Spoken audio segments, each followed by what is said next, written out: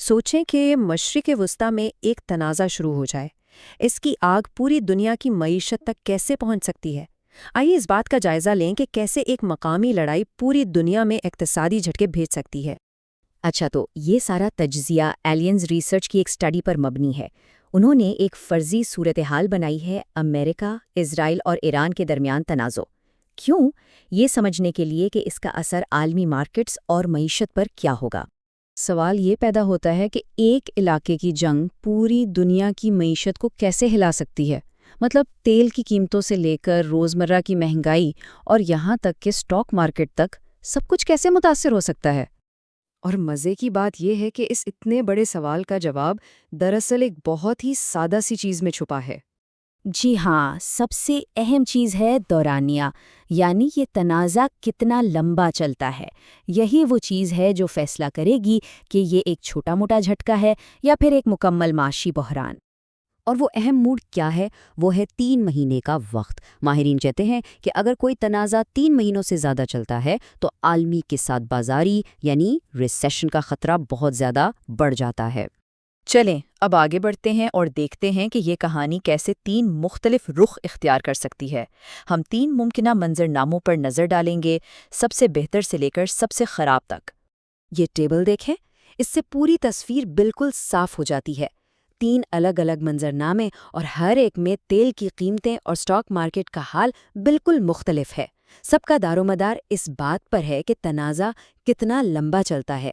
تو سب سے پہلے بات کرتے ہیں بنیادی منظرنامے کی، یعنی وہ صورتحال جس کا امکان سب سے زیادہ ہے۔ اس میں ہوتا یہ ہے کہ ایک مختصر محدود فوجی کارروائی ہوتی ہے جو 4 ہفتوں سے بھی کم میں ختم ہو جاتی ہے۔ ایسی صورتحال میں تیل کی قیمتیں تھوڑی دیر کے لیے بڑھیں گی، تقریباً $85 فی بیرل تک، لیکن پھر جلدی ہی واپس نیچے آ جائیں گی۔ جیسا کہ یہاں ہائی لائٹ کیا گیا ہے، اس بیس لائن کیس میں نقصان کافی قابو میں رہتا ہے، عالمی معیشت پر بھی کوئی بہت گہرا اثر نہیں پڑتا۔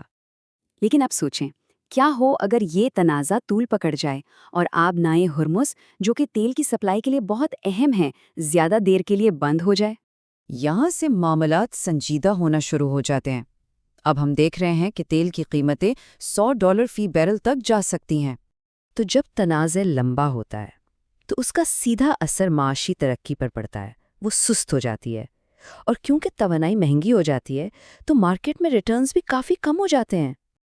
اور آخر میں وہ منظرنامہ جس کا امکان تو کم ہے لیکن اگر ہو گیا تو اثر بہت تباہ کن ہوگا، یعنی ایک ایسا تنازع جو بڑھتا ہی چلا جائے اور خطے میں تیل کی تنصیبات ہی تباہ ہو جائیں۔ اس انتہائی خراب صورتحال میں تیل کی قیمتیں $130 فی بیرل سے بھی اوپر جا سکتی ہیں۔ اس سے مہنگائی کا ایک ایسا طوفان آئے گا جسے سنبھالنا بہت مشکل ہوگا۔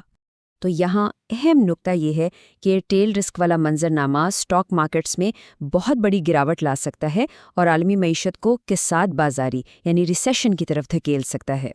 اچھا، تو ہمیں یہ تو معلوم ہو گیا کہ کیا کیا ہو سکتا ہے، لیکن سوال یہ ہے کہ ایک مقامی تنازع یہ سب کچھ کرتا کیسے ہے؟ یہ معاشی جھٹکا پوری دنیا میں پھیلتا کیسے ہے؟ اس کے پھیلنے کے کئی راستے ہیں۔ سب سے پہلا اور سیدھا راستہ تو توانائی کی قیمتوں اور سپلائی کا ہے۔ پھر شپنگ کے اخراجات ہیں، مہنگائی ہے جس کی وجہ سے مرکزی بینکوں کو اپنی پالیسیاں بدلنی پڑتی ہیں، اور ظاہر ہے مارکیٹ میں بے یقینی اور اتار چڑھاؤ۔ اس پوری کہانی میں آبنائے ہرمز کا کردار بہت اہم ہے۔ ذرا سوچیں، یہ ایک ایسی تنگ گزرگاہ ہے جہاں سے دنیا بھر میں سمندر کے راستے جانے والے تیل اور گیس کا تقریباً 30% حصہ گزرتا ہے۔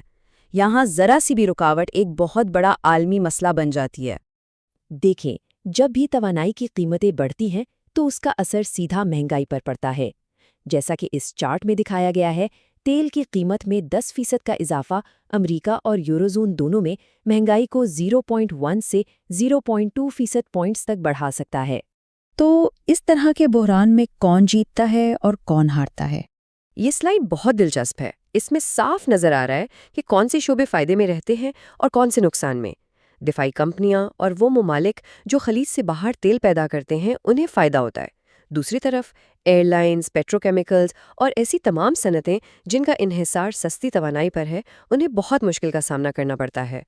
تو اس ساری غیر یقینی صورتحال میں سرمایہ کاروں اور کاروباری اداروں کے لیے کیا سبق ہے؟ انہیں کیا کرنا چاہیے؟ اصل حکمت عملی یہ ہے کہ سب سے زیادہ ممکنہ منظرنامے کے لیے تو تیار رہیں، لیکن ساتھ ہی ساتھ ان انتہائی خراب صورتحال سے بچنے کے لیے بھی حفاظتی اقدامات کریں، یعنی پلان بیسٹ کیس کا ہو لیکن ورسٹ کیس کے خلاف پروٹیکشن بھی ہو۔ اور آخر میں یہ سب ہمیں ایک بہت بڑے سوال کے سامنے لا کھڑا کرتا ہے۔